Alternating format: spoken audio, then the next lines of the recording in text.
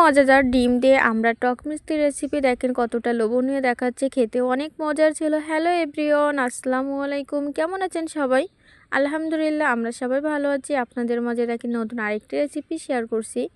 আজকে আমরা টক মিষ্টি রান্না করছি। দেখেন আমরা প্রথমে আমড়াগুলো একটু সেদ্ধ করে নিয়েছিলাম, তারপরে সব রকম মশলা দিয়ে এই যে আমড়াগুলো কষানো হবে।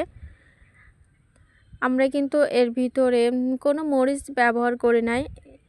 আপনারা চাইলে নারকেলের দুধ দিতে পারেন, নারকেলের দুধ দিলে কিন্তু খুবই মজার লাগে এই রেসিপিটা।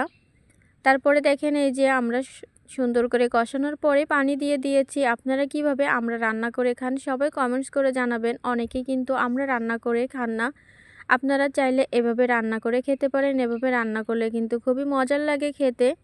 যখন আমাদের রান্না প্রায় কমপ্লিট, তারপরে কিন্তু আমরা একটু চিনি দিয়েছি স্বাদ হওয়ার জন্য। আপনারা আপনাদের স্বাদ মতন চিনি দিয়ে দেবেন। তারপরে এই যে দেখেন আমরা ভাজি করার যে ডিমটা ছিল সেটা দিয়ে দিয়েছি। আমাদের রান্না প্রায় কমপ্লিট। কেমন হয়েছে আমাদের রেসিপিটা সবাই কমেন্টস করে জানাবেন। সবাই ভালো থাকবেন। আল্লাহ হাফেজ।